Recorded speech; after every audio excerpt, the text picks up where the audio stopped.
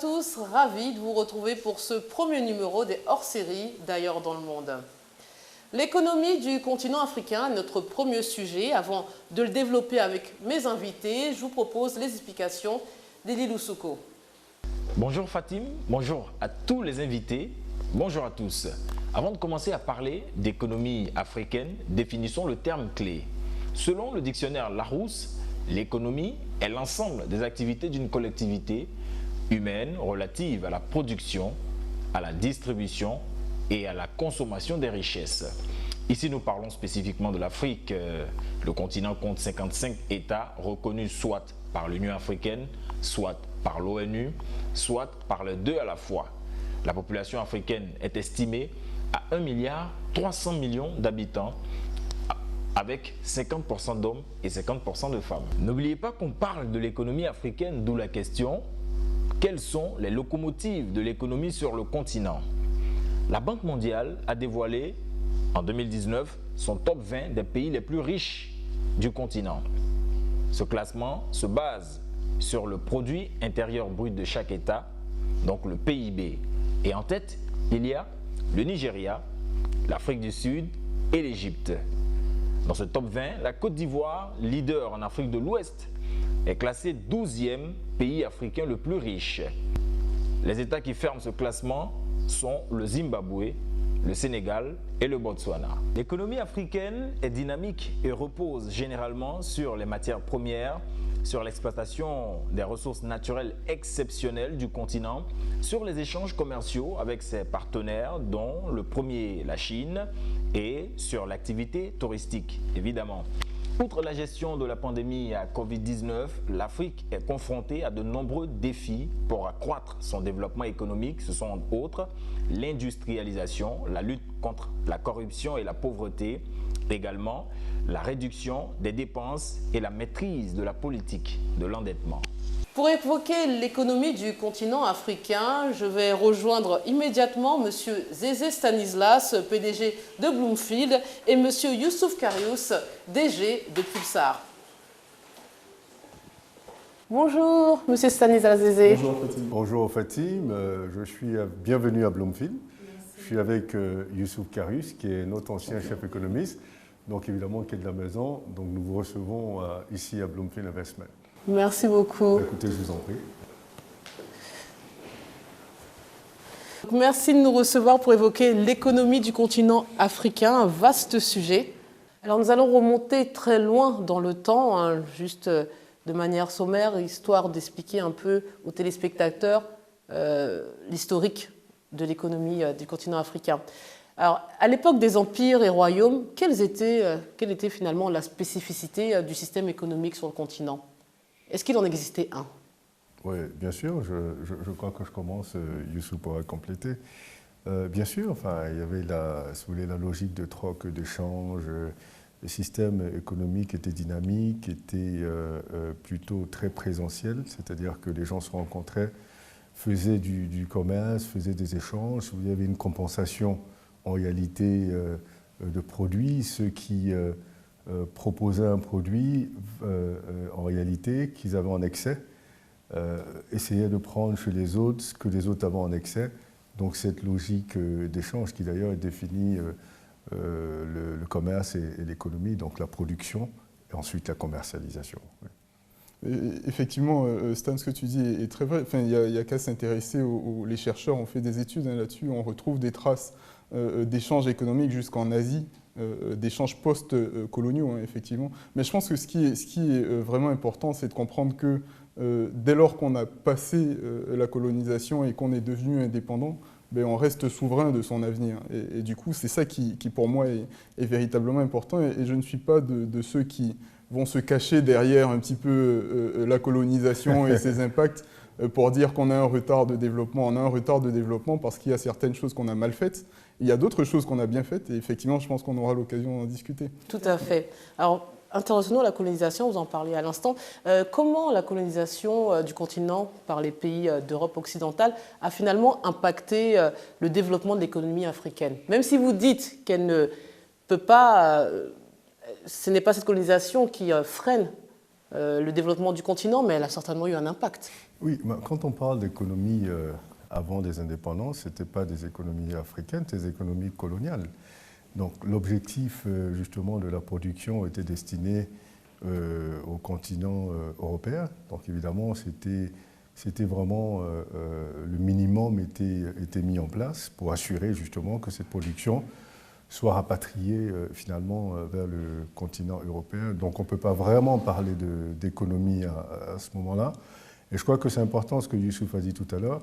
Il faut qu'on commence à s'intéresser à l'économie des pays africains à partir de leur indépendance. 60 ans d'indépendance pour la majorité d'eux en général. Qu'est-ce qu'ils en ont fait? Quelles ont été les stratégies mises en place? Quel a été le modèle économique et politique d'ailleurs, parce que c'est le modèle politique qui va définir le modèle économique. Qu'est-ce qui a été mis en place pour jusqu'à maintenant voir si, quand on fait le bilan, on est arrivé, on peut dire que ces politiques économiques ont été de bonnes politiques économiques pour arriver à un niveau de résilience. Parce qu'à la fin de la journée, ce qu'on va évaluer, c'est le niveau de résilience. Pendant 160 ans, quelles ont été les politiques publiques mises en place pour développer l'économie? Quels sont les modèles qui ont été mis en place? Quels sont les modèles politiques qui nous ont menés à ce système économique aujourd'hui? Oui, effectivement, pour moi, c'est ce qui est véritablement le plus important, c'est de comprendre. Alors, effectivement, la colonisation nous a mis dans un système économique qui a servi, si vous voulez, à exporter des ressources naturelles dont vraiment l'Occident avait besoin. Et malheureusement, je trouve qu'on est encore un petit peu inscrit dans ce modèle-là.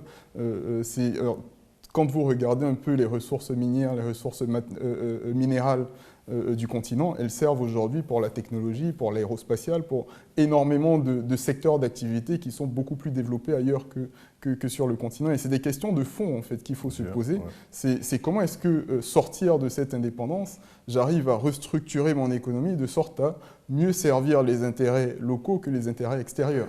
Mais donc, dans les années 60, plusieurs États africains ont obtenu leur indépendance. Est-ce qu'on peut parler vraiment d'une indépendance économique à ce moment-là? Écoutez, comme je dis, c'est-à-dire que l'indépendance économique va dépendre de l'indépendance politique. Ceci dit, même s'il y a beaucoup de théories sur le néocolonialisme, des théories sur la mainmise de l'Occident après les indépendances, je crois qu'à un moment donné, il faut que les Africains prennent la responsabilité. Qui prennent la responsabilité. Vous savez, le pouvoir, ça se donne pas, ça se prend.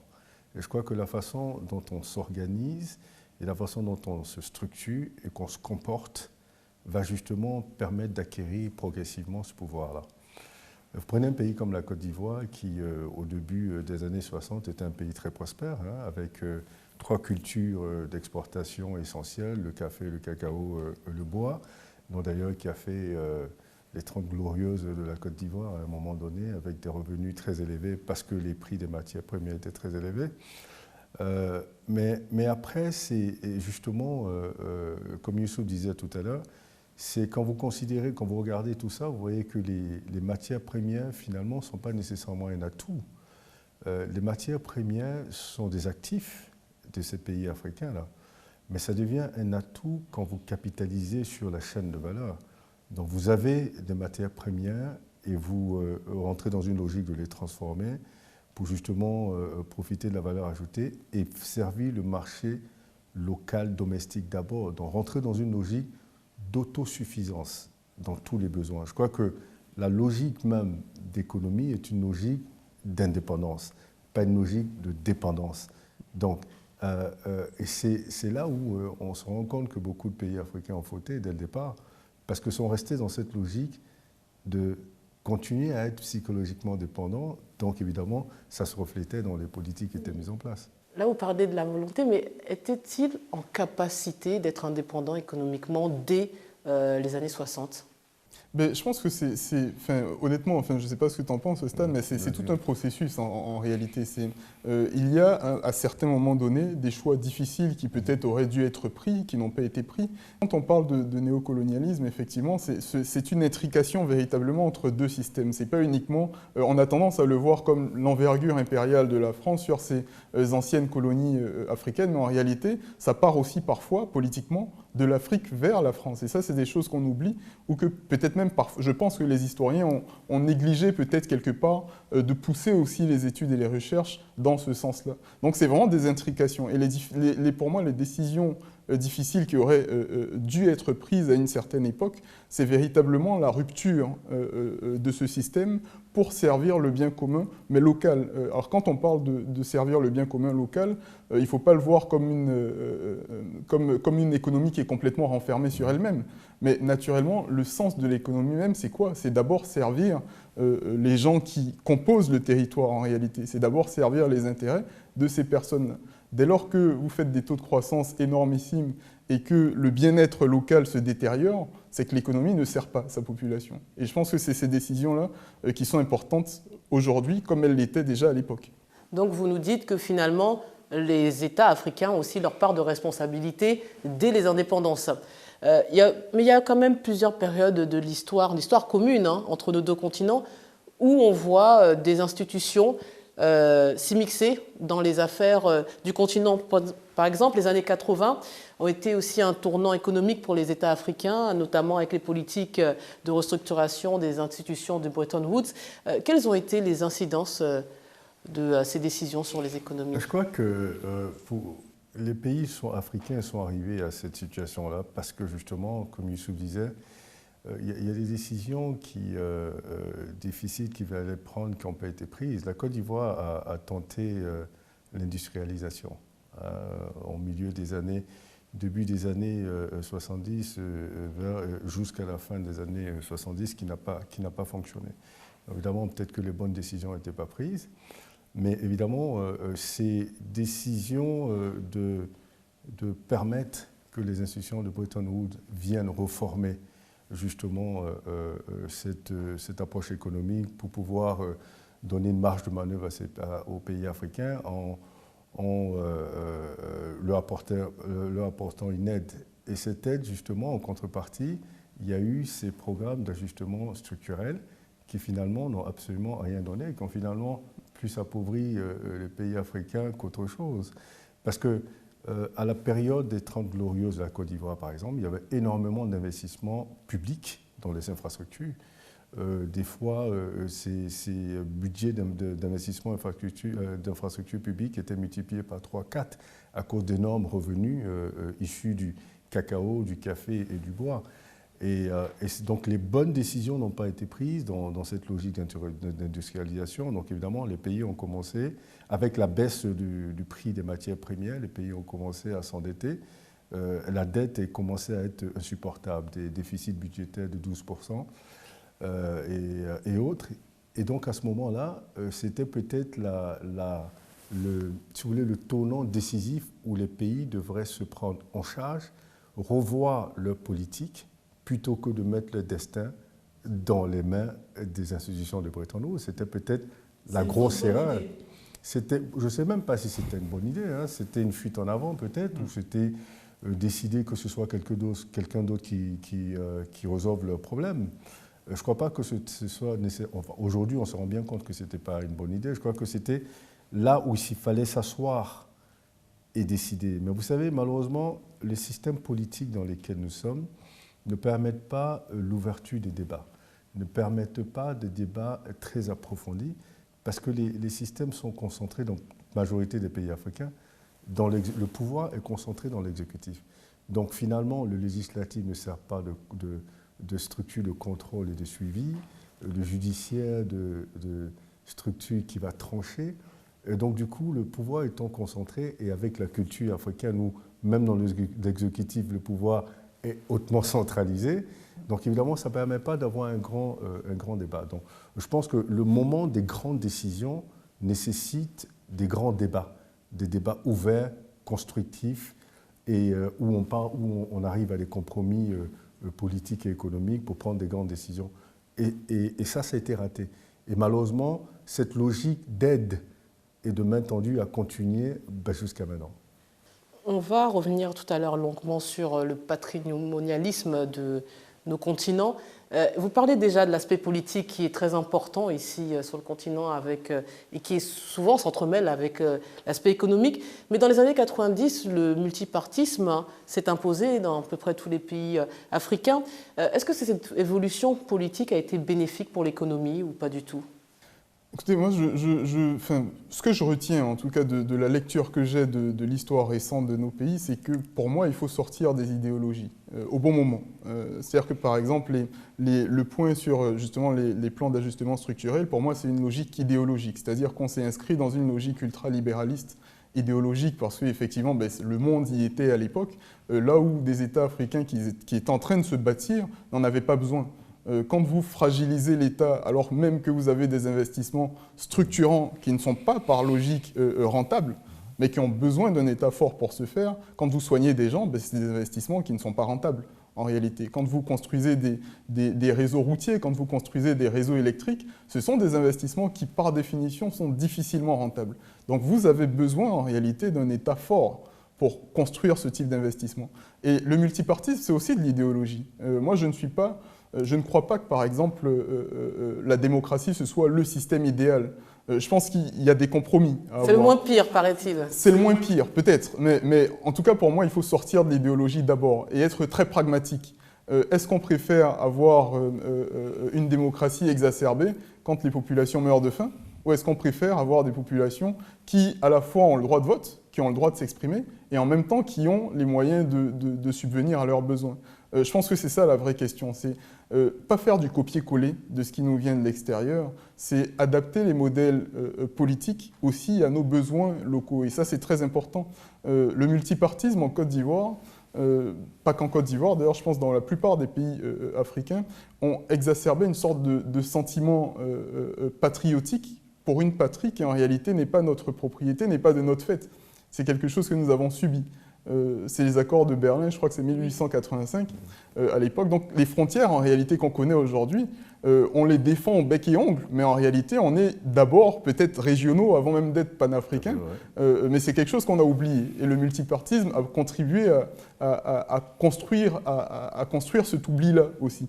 Pour moi, ce qui est le plus important, c'est d'abord d'être conscient qu'on a une appartenance commune avec un certain nombre d'autres personnes, y compris d'autres pays de notre région. Et c'est derrière ce sentiment d'appartenance qu'il faut bâtir à la fois effectivement des liens économiques, mais aussi des liens politiques. Et je pense que le multipartisme a peut-être négligé un petit peu ces questions. Et d'ailleurs, aux indépendances, pour en revenir là, le RDA à l'époque était un petit peu dans cette logique-là de rassemblement qui était au-delà même des frontières ivoiriennes. Donc c'est des choses qu'on a perdues. Je pense que le multipartisme sur le plan économique a peut-être, si on veut analyser vraiment à très court terme, a peut-être apporté un petit peu plus d'instabilité sur le plan économique parce que c'est des mandats courts, là où les besoins de stratégie, de politique à long terme sont criants. Donc naturellement, quand vous avez des mandats très courts, avec, comme disait Stanislas tout à l'heure, une hyper-concentration des pouvoirs aux mains de l'exécutif, forcément, si vous avez un président qui ne fait pas le job, ça se voit tout de suite. Et l'impact derrière est un impact à très long terme. Donc naturellement, on peut considérer que le multipartisme a apporté une sorte d'instabilité sur le plan économique, bien que ce soit un besoin de démocratie qui a été exprimé. Mais attention, pour moi, au copier-coller des modèles idéologiques. À vous écouter, on doit s'interroger sur finalement qui nous sommes avant de proposer... Je crois que c'est la question fondamentale. C'est la question fondamentale, c'est qui nous sommes, où voulons-nous aller, qu'est-ce qui nous convient, qu'est-ce qui pourrait être bien pour nous. Mais ça nécessite un débat interne ouvert, transparent, honnête, franc, et qui nous permettrait de justement établir tout ça. Si on n'est pas capable de le faire, ou si on refuse de le faire, on va continuer à tourner en rond. 20 ans après, on sera encore en train de parler de quel est le modèle économique et politique de l'Afrique. Bon, l'Afrique traverse aussi de multiples crises. On va parler de l'aspect, on va dire l'instabilité chronique de ce continent, les conflits, les guerres civiles, ou plus près de nous, malheureusement, le terrorisme déstabilise nos États. Peut-on évaluer les répercussions économiques de ces situations ? Mais en fait, ce sont des crises, si vous voulez, qui révèlent un petit peu de façon très exacerbée, en réalité, nos faiblesses. Mais ces faiblesses, elles existent depuis longtemps. Quand Stan parle d'instabilité, enfin si vous voulez, de réflexion sur ce que nous sommes, entre guillemets, sur nos environnements politiques, sur notre structure politique, ça vient de là. Les crises viennent révéler, en réalité, ce qui ne fonctionne pas déjà structurellement. Vous voyez, par exemple, quand vous prenez la crise actuelle du Covid, je peux vous garantir que c'est des crises qui, à l'extérieur, quand on les lit de l'extérieur, quand on regarde ce qui se passe dans les pays occidentaux et quand on regarde nos pays, on n'est pas impacté de la même manière. Mais ce sont des crises qui vont révéler des choses criantes. Par exemple, vous regardez ce que font aujourd'hui les politiques monétaires, que ce soit aux États-Unis, que ce soit en Europe, pour résoudre les problématiques de crise. Ce sont des outils que dans nos environnements, on ne peut absolument pas utiliser parce qu'on a volontairement délaissé notre politique monétaire. Donc ça, ce sont aussi des décisions peut-être difficiles à prendre, parce qu'effectivement, ça remet en cause beaucoup de choses, et les risques sont aussi importants, mais c'est des problématiques et des réflexions, effectivement, de fond, qu'il faut avoir, et peut-être qu'on néglige à défaut, parce que, justement, quand il y a la moindre crise, ben, ça révèle tout de suite, en réalité, les défaillances qui existent depuis de nombreuses années. Les systèmes de défense, quand vous parlez de terrorisme, ben, c'est exactement la même chose. Aujourd'hui, le Mali, le Burkina Faso sont en première ligne de ce type de risque-là, là où l'ensemble de la région ne pense pas en réalité à un système de défense régional. Voire en tout cas de façon... on y pense uniquement en période de crise, alors que c'est des réflexions qu'on devrait avoir. Manque de planification. Mais bien sûr, bien sûr. Et c'est là où la politique a quelque chose d'important en termes d'impact. Quand vous avez des réflexions stratégiques, politiques qui ont lieu uniquement sur des mandats de 5 ans, voire sur 10 ans, ce n'est pas suffisant pour des États qui sont aussi fragiles que les nôtres et qui ont besoin de se structurer et de se penser pour les 100 ans à venir. C'est ce qu'a fait l'Asie du Sud-Est, c'est ce qu'a fait la Chine, par exemple, pour sortir un petit peu de ces difficultés. C'est des réflexions. Alors, il y a effectivement le jeu politique qui doit se jouer, ça n'empêche pas. Mais par contre, il faut qu'il y ait sur certains sujets structurants, il faut qu'il y ait des réflexions qui nous mènent sur des siècles. Et ça, c'est pour moi la seule solution qui va nous faire sortir un petit peu des problématiques qu'on a aujourd'hui, c'est qu'il y ait peut-être un conseil de sages. Alors, je ne sais pas quelle forme ça peut prendre, mais chez nous, on a l'habitude de ce genre de structure-là. Quand vous rentrez dans nos traditions, les conseils de sages, ça parle. Il faudrait qu'on ait un conseil de sages, comme un bureau politique en Chine, par exemple, qui réfléchit sur nos problématiques à très long terme, en dépassant les clivages politiques et qui nous sortent en réalité des politiques économiques sur 5 ans. En Chine, il n'y a pas de clivage politique, tout le monde est communiste. En tout cas, le pouvoir... Des communistes aujourd'hui, plus trop. Non, pas économiquement, ils sont capitalistes, ils sont peut-être même les premiers capitalistes sur le plan économique, mais sur le plan politique, ils ont gardé l'idéologie. En réalité, ce sont des... Justement. Oui. C'est ça le plus important. Comme je disais tout à l'heure, il faut que le système que vous mettez en place soit adapté à vos réalités et qui fonctionne. Et Youssouf l'a bien dit clairement, les crises viennent tester votre résilience et viennent tester les modèles que vous avez mis en place.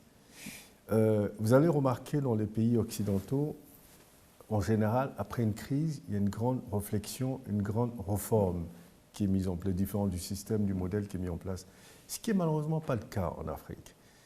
Vous pouvez voir, pendant cette crise, on voit très peu enfin, si vous voulez, au-delà de venir donner si vous voulez, les instructions sur ce qui va se passer ou sur les mesures qu'on prend, il n'y a pas de débat qui seront engagés. Je crois qu'au-delà de la réaction d'urgence, il faut commencer des débats, si vous voulez, en profondeur sur l'anticipation du futur. Cette crise sanitaire est venue montrer la faiblesse des systèmes de santé et la priorité des systèmes de santé de toute façon. Vous regardez les budgets, vous regardez ce qui est la part des systèmes de santé, c'est très faible. L'implication dans les systèmes de santé, très faible. À un moment donné, justement, ce genre de crise-là permet de remettre en question les priorités et de les remettre sur la table, de mettre le débat de priorité sur la table et discuter. Mais on ne le fait pas 50 ans après. Non, on le fait pendant que la crise est en train de se dérouler. Il y a la réflexion sur la réaction d'urgence, ce qui est extraordinaire. Beaucoup de pays africains, au départ, ont eu des réactions extraordinaires. Mais ceci dit, après, ils se sont bien rendus compte que ces réactions de départ ne correspondaient pas à l'évolution de la pandémie. Donc, il n'y avait pas eu, entre-temps, de réflexion, d'ajustement.